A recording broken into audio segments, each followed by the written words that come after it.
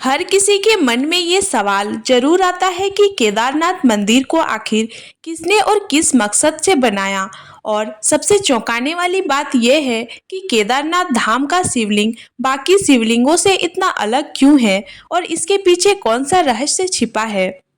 प्राचीन काल में केदारनाथ मंदिर का निर्माण पांडवों ने किया था। माना जाता है कि महाभारत के युद्ध के बाद पांडव अपने पापों से मुक्ति पाने के लिए भगवान शिव की खोज में हिमालय पहुंचे। भगवान शिव ने उनसे मिलने से बचने के लिए बैल का रूप धारण कर लिया और धरती में समाने लगे। भीम ने बैल की पूंछ पकड़ ली, लेकिन शिव अंतर्धान हो गए। बाद में अलग अलग स्थानों पर उनके शरीर के भाग प्रकट हुए, जिन्हें पंच केदार के रूप में भी पूजा जाता है। केदारनाथ मंदिर के ऊपर किसका सिर है? केदारनाथ मंदिर के पीछे एक विशाल हिमालयी चोटी स्थित है, जिसे केदार डोम कहा जाता है। मंदिर के ऊपरी हिस्से में कोई विशेष सिर नहीं है, लेकिन यह शिवलिंग रूप में भगवान शिव को समर्पित है। पांडवों ने कब केदारनाथ मंदिर बनवाया? ऐतिहासिक और धार्मिक मान्यताओं के अनुसार पांडवों ने द्वापर युग लगभग 5000 वर्ष पहले केदारनाथ मंदिर का निर्माण किया था। हालांकि इसके सटीक निर्माण काल का कोई ठोस प्रमाण नहीं है। केदारनाथ का निर्माण किसने किया? केदारनाथ का मूल निर्माण पांडवों ने किया था, लेकिन इसे वर्तमान स्वरूप में लाने का श्रेय आदि शंकराचार्य को दिया जाता है। केदारनाथ मंदिर कभी क्यों नहीं टूटता है? 2013 की विनाशकारी बाढ़ में पूरा क्षेत्र तबाह हो गया था, लेकिन केदारनाथ मंदिर को कोई बड़ा नुकसान नहीं हुआ। इसके पीछे कई वैज्ञानिक और धार्मिक कारण माने जाते हैं। वैज्ञानिक कारण यह है कि मंदिर की संरचना कटवा पत्थर से बनी है, जो अत्यधिक ठोस और मजबूत है। भौगोलिक कारण, मंदिर ऊंचाई पर स्थित है और एक विशेष दिशा में निर्मित है, जिससे बाढ़ का प्रभाव उस पर नहीं पड़ा। धार्मिक कारण यह है कि स्थानीय लोगों और भक्तों का मानना है कि भगवान शिव स्वयं मंदिर की रक्षा करते हैं। केदारनाथ मंदिर से जुड़ी कथा महाभारत काल से जुड़ी हुई है।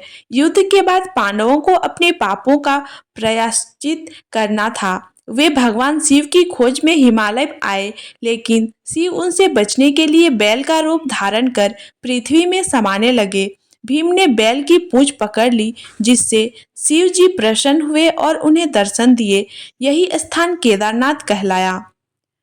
पौराणिक कथाओं के अनुसार जब भगवान विष्णु ने नर नारायण रूप में तपस्या की, तो भगवान शिव उनके समर्पण से प्रसन्न होकर केदारनाथ में अस्थायी रूप से विराजमान हो गए।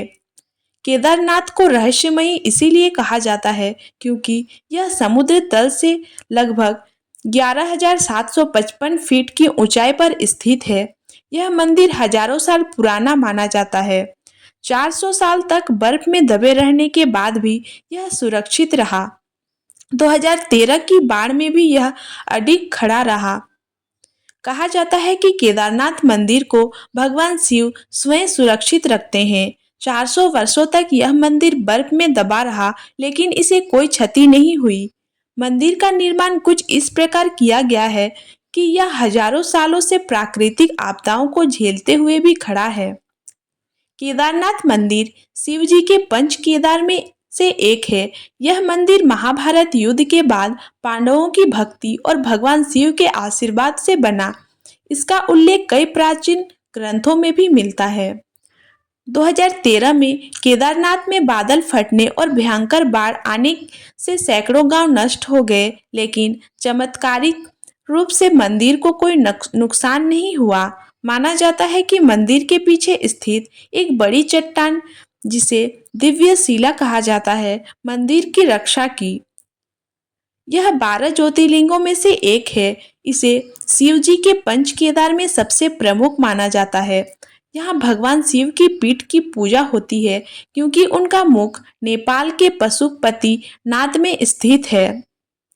वैज्ञानिकों के अनुसार केदारनाथ मंदिर 1300 से 1700 ईस्वी के बीच लगभग 400 वर्षों तक बर्फ के नीचे दबा रहा था। बाद में जब बर्फ पिघली तो यह मंदिर पुनः प्रकट हुआ। धार्मिक दृष्टि से केदारनाथ की कथा को सत्य माना जाता है।